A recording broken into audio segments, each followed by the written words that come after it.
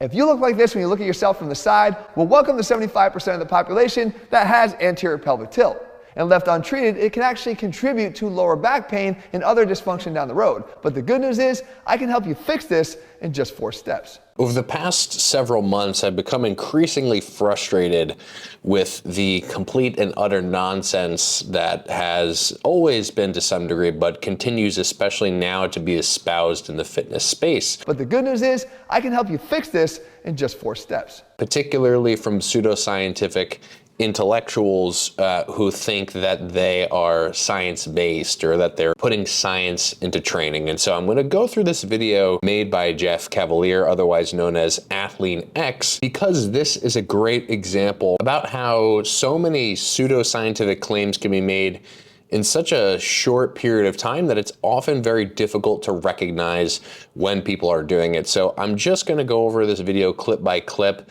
Let's jump right in. If you look like this when you look at yourself from the side, well, welcome to 75% of the population that has anterior pelvic tilt. So the first and most obvious thing to point out here is that if 75% of the population has anterior pelvic tilt, might that be an indication that anterior tilt is actually a completely normal and non-pathological state of being? In fact, in some populations, specifically the male population, up to 85% of the population has been reported to have some kind of anterior pelvic tilt. If 85% of any population had anything, we would probably just call that normal. But the good news is, I can help you fix this in just 4 steps. The simple translation of this is that if you watch this video, you can fix a problem that you don't actually have. And even better, despite how complicated and complex the human body actually is, you can fix this incredibly nuanced, difficult to solve issue in just 4 steps, people. Oh, and by the way, despite the fact that it looks to be completely structurally determined, not a problem. 4 simple steps. So let's fix that anterior pelvic tilt of yours, because in most cases, you're going to want to do something about it because ultimately it will cause discomfort down the road if you don't. Yes, a prediction of what will and won't cause discomfort down the road. Jeff can see into the future, unlike you and unlike me, because we're mere mortals, and you and I, we're just stupid monkeys with stupid monkey brains who can't see the future. It's easier to actually feel it though if you lay on the ground. Easier to see when you're standing, easier to feel it when you're laying down. Okay, so this is one of the common methods as to how anterior pelvic tilt is diagnosed, this idea that it's easier to see when standing, but there are a lot of confounders now to actually get to some sort of material here instead of just kind of making funny jokes. Or at least I think they're funny. The first is that there's a huge problem with just visual representation. Like, our eyes are not to be trusted when looking at the human body. We think we see things all the time. We often don't see things that actually are very obvious. A good example being human asymmetry in faces. If you actually start to pay attention to the asymmetries between sides of most people's faces, it is actually distractingly obvious once you notice. In this particular case, when we're simply just looking at someone from the side, there are so many different things that actually get in the way of being able to see structure. Number one is the fact that we can't see structure. Like, we can't see the lumbar spine, we can't see the pelvis, we can't see the femurs, we can't see the shapes of the bony prominences that appear to be most relevant in these particular cases. This person or these people who we're looking at are wearing clothes. So are their clothes baggy or not baggy? What is the thickness of the material? Are they wearing something super tight or something super loose? How much fat tissue do they have? Because if they have a lot of fat tissue on their ass, it's going to make them look like they have a greater degree of extension or arching in the lower back. How much muscle tissue do they have? The more glute size and abdominal size that this person has, the more accentuated the actual appearance of anterior pelvic tilt. Hell, even something like how big of a meal did this person have, you know, before they came into the gym or the office or whatever it happens to be, that may actually be distending the gut. At what state of breathing are they in, right? Where is their center of mass when they're standing? Are their knees bent? Are their knees straight? Are they leaning slightly forward or backward based on whatever a number of variables in relationship to the room and maybe the evenness or lack thereof of the floor. Even the shoes that you wear can affect something like static posture. And this is why we shouldn't put very much stock in any one of these kinds of things, right? To include rounded shoulders, to include, pelvis position, pretty much in any particular context, right? The second that you take a single snapshot of a single person at a single time, you are reducing them down to that particular image. And not only are you reducing them down to that image, you're reducing them down to your very lack of understanding of what's happening in their body at that particular time. Because guess what? Unless you have X-ray fluoroscopy, you have no fucking clue what the position of their bones are and what their bones are actually doing. And even if you do have X-ray fluoroscopy, which is, by the way, the thing that allows you to actually see into like a sort of X-ray vision type thing in motion, interpreting what is actually happening as it's happening is not a simple task. If you can take your hands and slide them underneath your low back like that and actually get under your low back, just when you're supposed to be laying here flat, it's a good indicator that you're already in anterior pelvic tilt. For those of you who don't know, the lower back has a slight arch to it. I also find this curious because if any of you actually try the position that Jeff is putting his model into, what you will automatically notice is that there will not really be that space underneath of the low back because your pelvis will naturally dump backwards. So this is just yet another sort of artificial way to present something that is not really there, even in this person that he's trying to get people to see it in the first place. Guess what? Even if it was there, would it really be a problem? Let's keep going. If you can flatten that out by squeezing your glutes together, squeeze your cheeks, and also pull in with your abs and contract your abs, now if you try to put your hand underneath, you can't get there. So this tells us something extremely interesting about the state of any posture, as I mentioned earlier, which is that any specific posture is really just a step along the way to something else. And in this particular case, the model who Jeff is using, his name is Jesse, I believe, it's almost as if his being in anterior tilt is actually not a problem, as is shown by and as is demonstrated by him by simply just moving out of the position. So even if we subscribe to this crazy idea that for whatever reason anterior pelvic tilt was just inherently bad and dangerous and demonic, you would simply just be able to tuck yourself out of it. If you look at yourself now from the side and you're in this anterior tilt, you understand that there's two things that are tight and two things that are likely weak. So we already discussed the stupidity of assessing anything based on our non-X-ray human vision, so we won't go over that again. But I want to just kind of draw our attention to these words tight and weak, right? Two things are tight and two things are weak. The first thing to point out is that words like tightness are often thrown around without context or clarity. Is the tightness structural? Is it neural? Or is it simply perceptual? Charlatans, people who kind of pretend to know what they're talking about and use overly vague language, use these kinds of words because it would reveal the limitations of their understanding, right? And so similarly, terms like weakness, which Jeff is also going to use and has used, and instability, these are terms that are sort of wielded to diagnose dysfunction in a way that sounds authoritative but rarely actually addresses anything, let alone the root of the issue or what we even speculate to be the root of the issue. Right? These words are used to propose a root of the issue, all the while being conveniently vague, and they leave the listener sort of reliant on the person speaking because of the intentional vagary. So for example, a coach might tell a lifter that their squat suffers because their core is weak, or their glutes or their hamstrings are tight, or their glutes aren't firing. These statements lack any kind of actionable specificity, right? You're not able to actually extract anything from what is being said other than, oh, this sounds good, or oh, this sounds cool, or oh, this sounds right. And so what precisely is weak in this case? Compared to what? What is our measuring stick? Weak is a relative term. So we have to compare it to something else. What does weak actually mean? And how does this purported weakness translate to the lifter's ability or inability? Like, what does it actually mean in the real world, other than just it's a fun word to use for a YouTube video to get millions of views? So this kind of language actually obscures any kind of understanding of any issue if we're actually dealing with something that is an issue, right? The lifter or the athlete that is having trouble, let's say, squatting or doing whatever exercise you name, Maybe they simply need better cues or just adjustments to their setup so that they're individual specific, right? Or simply just a tailored program that is specific to their volume needs and their strength needs and all those other specific variables that would actually be precise and relevant and helpful and actionable to the individual. Again, this is a little bit of a ramble, but super, super, super important to understand, because I want you as the viewer to be able to start to see this in content creators who are purely just speaking out of their ass. Look for these kinds of overly vague words. Look for tight, look for weak, look for instability, look for dysfunction, look for the overly general, and look for the lack of specificity and actionability in people's speech. The second that you start to notice it, it will stagger you just how many people are doing this, not just in fitness, but in many domains. But fitness is especially bad, I'll admit. In terms of the tightnesses, the first is going to be your hip flexors.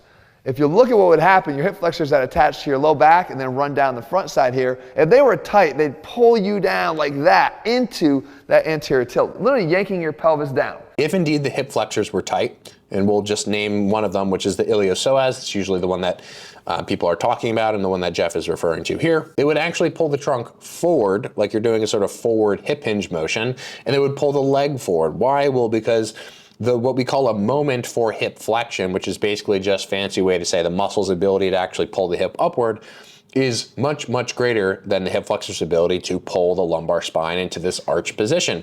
If you actually look at the fiber orientation of the iliopsoas basically just functions as a joint compressor of the lumbar spine. And in addition to this, we have to consider position and force. Right? The second that you change the position and the force is the second that you're not standing on your feet.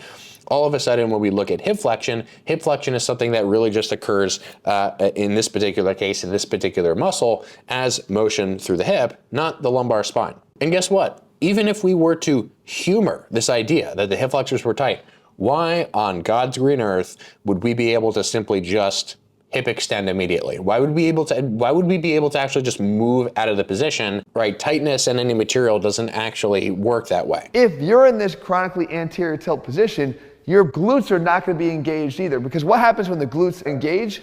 It pulls back that way, right? That's actually reversing the condition. So this is indeed another misunderstanding of just basic muscle function, and in this particular case, what the glute max is actually doing. The glute max is not a posterior tilting muscle. It is a hip extending muscle. A lot of people get confused because they live in dead guy anatomy land and they see 2 points of attachment and imagine those 2 points moving together.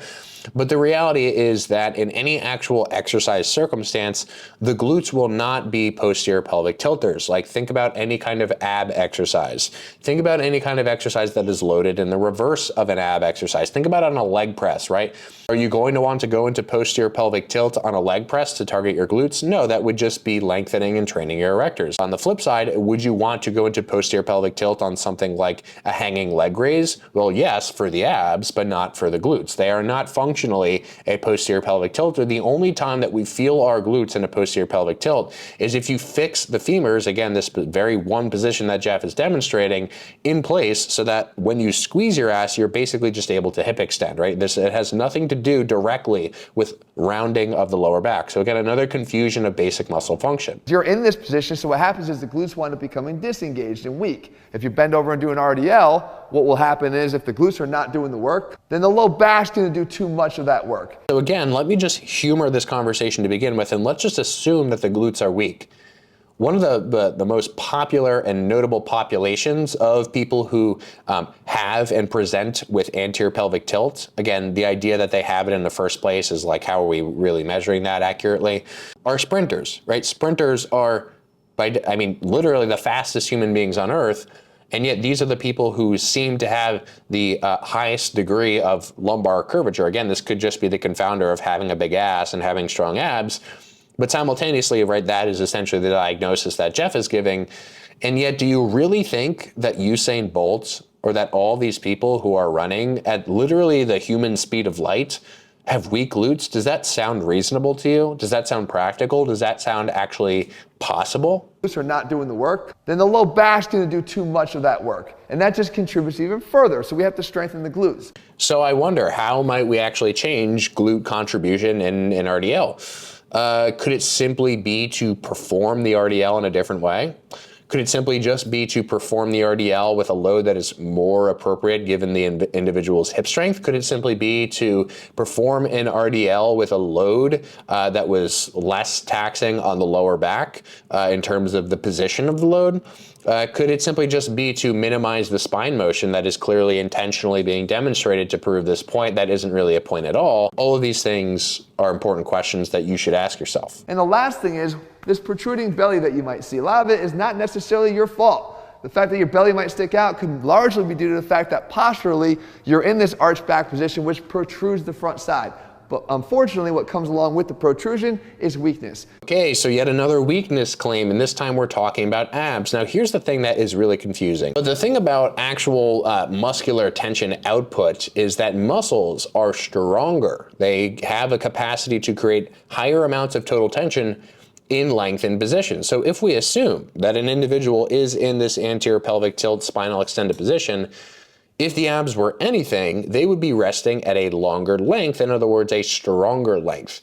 And so all available research we have and all of the mechanisms of muscle theory currently that we understand point to the opposite of this, that indeed if a muscle were at a more stretched, relatively stretched position, it would be able to actually create more torque around the joints that it actually can move.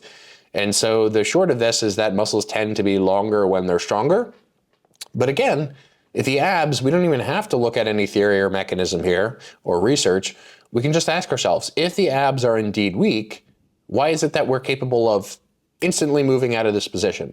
Right? Again, more sort of nebulous smoke bomb terms that just crumble the second that they're scrutinized to any degree. One thing you do not want to do though, a lot of people will tell you that you want to stretch out your hamstrings to fix anterior pelvic tilt. No. Though you're likely going to have tight hamstrings, they're more of a result of the anterior tilt rather than the cause of the anterior tilt. Yes. So despite the fact that the hamstrings are longer, now all of a sudden they're tight. Whereas before, the muscles that were tight were shorter. And so which is it? Is it a short muscle length? Is it a long muscle length? Or is it simply just the convenience of being able to continue to throw out these smoke bomb nebulous inactionable terms? If the hamstrings were really tight, would you really think that, again, in theory, that the pelvis would tip forward? If you want a mini anatomy lesson here, the hamstrings attach here to the backside of the pelvis on what's known as the ischial tuberosity. And when they contract, they pull like this, they pull downward.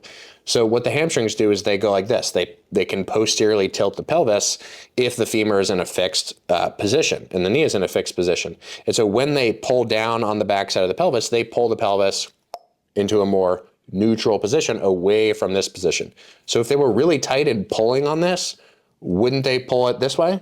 And again, if the hip flexors were tight, as Jeff mentioned, would they really be pulling it this way? Right? If this muscle over here is tight and this muscle over here is tight, wouldn't that just mean that they cancel out back into neutral? Right? And so this is yet another thing that happens with these kinds of like charlatan-based claims, which is simply that when you make a bunch of these kinds of claims, you end up contradicting yourself and you end up with no internal consistency because again, you were just kind of speaking out of your ass to begin with. So Jeff basically goes on to demonstrate a bunch of exercises that are alleged to fix the issue. Remember those 4 simple steps with basically these really low-level exercises with low ability to add load, low ability to actually progress, and low ability to actually load the tissues stated that he's loading easily.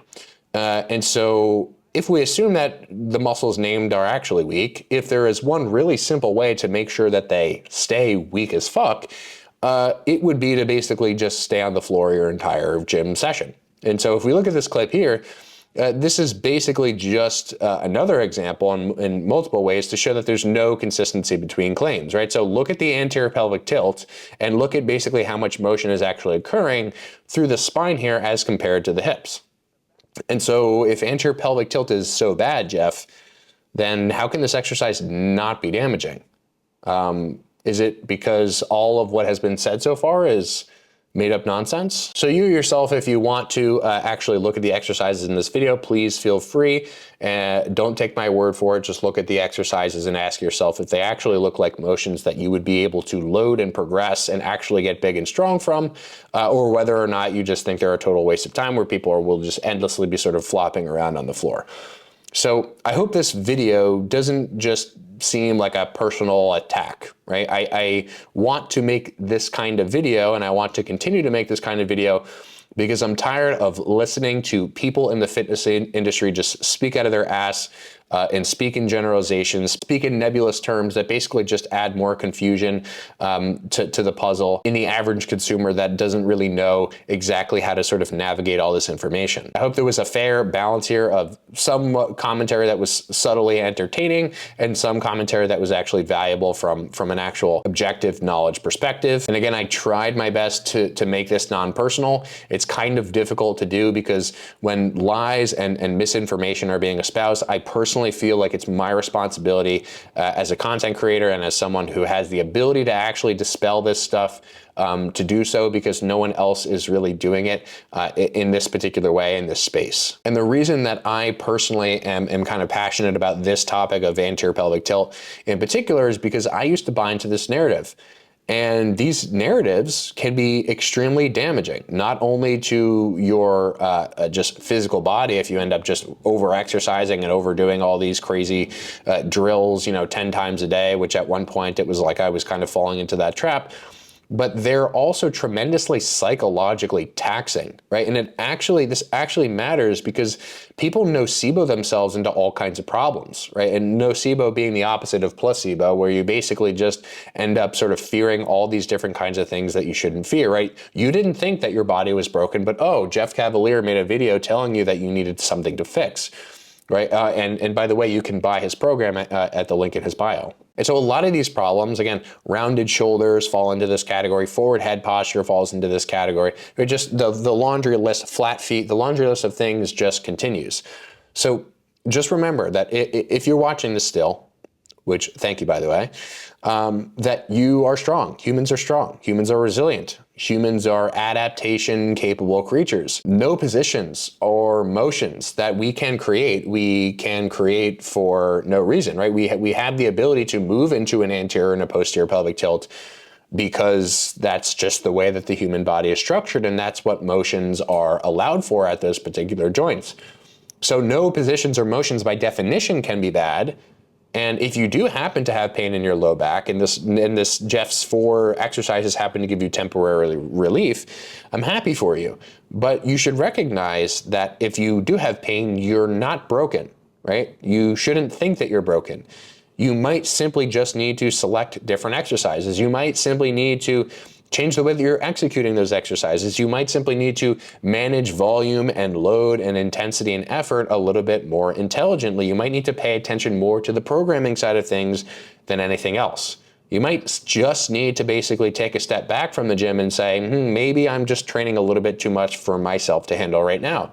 Maybe I'm sitting too much during the day, and maybe I should look into getting more daily steps. You have nothing to fix, right? Just train the muscles that you want to be training, and do so in a way that is manageable and tolerable for you over the longer term. And trust me when I say that the minute that you rid yourself of these sort of fake nocebo narratives about what is bad, what is good, and what is tight and what is weak, your mind will open up to a much greater degree, and your ability to actually navigate these kinds of problems in the gym, because you're more focused on them and you're not just doing other things that serve as a massive opportunity cost to your actual gym time, you'll be able to understand the things that you need to understand more in a gym related setting as compared to just assuming that the problem needs to be fixed outside the gym. So if you enjoyed this video, please leave a comment.